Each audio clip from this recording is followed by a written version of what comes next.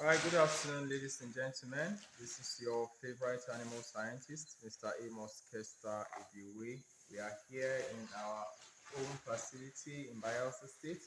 This is actually the feed mill. We're already inside, so sorry we can't show you the outside part of the building. So this is the feed mill where we produce our snail feed, our poultry feed, our feed for pigs and whatever feed you want, except for fish feed. The machines for the fish feed are not installed yet, but we are working on that. So in the next 1 month or 2 months, the facility for the fish feed will be available. So what we are doing now is we are actually taking weight of the ingredients before we start the formulation. All right, so we're just going to walk you through the different ingredients in the feed mill here. We have the store. The store is in another area of the farm.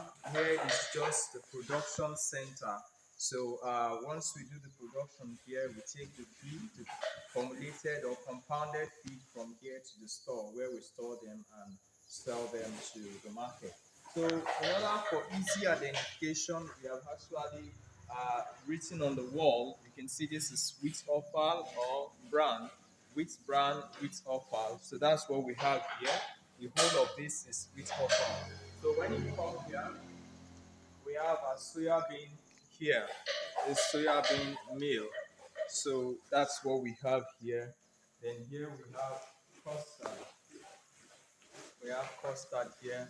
These are all ingredients for animal feed formulation. And we have biscuits, cashew, indomie, and spaghetti. These are waste from these products. All right, so here is the main one. We have the maize here. This is maize. You can see it. We just took out some from here. It's yellow maize, which is richer than white maize. So we have a maize here, and we also have gari here. And on the other side of the divide, we have our PKC. Our PKC palm kernel cake. That's what we have here. So any layman that comes into this feed mill will understand that these are the things according to their placement. So we have a bone meal and limestone, which is what we are actually weighing now. So this is the limestone. You can see how fine it is, but it's quite weighty. So this is limestone, and we have the bone meal here. These are the calcium and phosphorus sources of the feed. So this is bone meal and the other is limestone. So this is where we originally have them. And close to them is shear cake, and also next is the GNC granite cake. So the whole of these bags you see here are filled up with granite cake. And we have the micronutrients here, which is methionine, lysine, toxin binders, vitamin premix, and salt, and all of that. So this is what we have on the feed mill. So we'll take you to the machines and show you the components of the machine. So this is the hammer mill, otherwise known as the grinder. So you can see this is how our GNC is. The granite cake. It is actually extracts from granite. When you extract the granite oil, the shaft that is left, that is what we call the granite cake. So it's a byproduct from palm oil, granite oil extraction. That is what we have as the granite cake. So once we put this in here, it's going to grind it to powdered form. So that's how we bring out everything we have here. Also, the soya bean cake is also the extract from soya oil. When you extract the oil from the soya bean, the leftover, which is the shaft or the cake, that is what makes up the animal feed, soya bean cake or soya bean meal. So this is a grinder. This can grind any type of material, be it bone, limestone, whatever. It can grind it to pieces. So we have the dies inside, and this is the conveyor. So when the feed is grind here, it comes through this part into the conveyor. The conveyor carries it. It conveys it into the mixer. So this is a one-ton mixer that can produce 40 bags of feed per hour. So it's a one-ton mixer with 40 bags capacity per hour, because a bag is 25 kg. So you can have 40 of those in here, because the ton of the feed is 1000 kg. So if you divide 1000 by 40, you get 25 bags.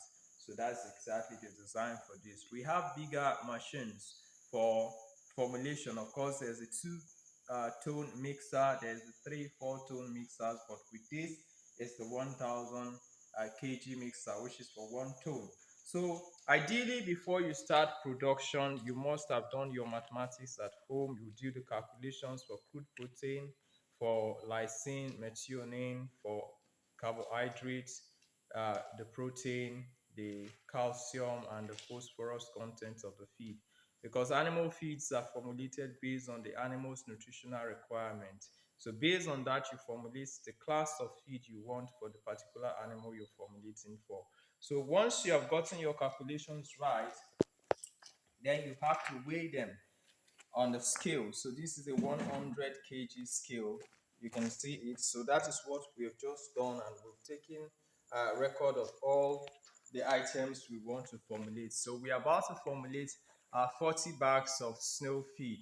In the next 1 hour, we'll be done with that. So in order for us to continue the video at this point, we're going to pause it so we can put on the gen, because once you put on the gen and this facility begins to work, you're no longer going to hear my voice. So we just want you to see how the facility works. So at that point, we're not going to be talking much, but we'll show you how the work and the activity is being carried out. So we're going to pause it and just stay tuned as we continue the video. Thank you. The conveyor takes it into this part, and the mixer sucks it up, and it's all done inside here, the mixing of the feed.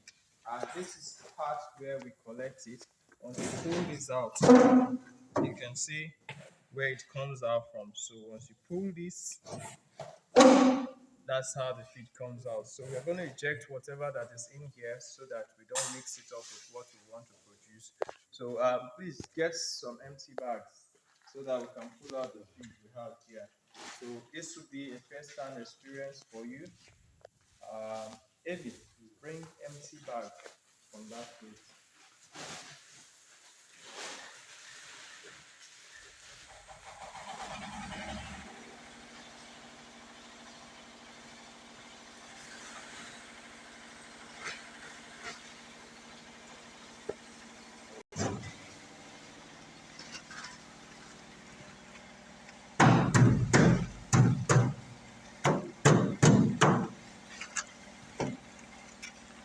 Alright, so that was just the leftover inside. So it's completely empty now. So once we do production and after the mixing, we're going to open here, put your bag, and you get your finished feed. So we're going to commence with the production any minute from now. So just stay tuned.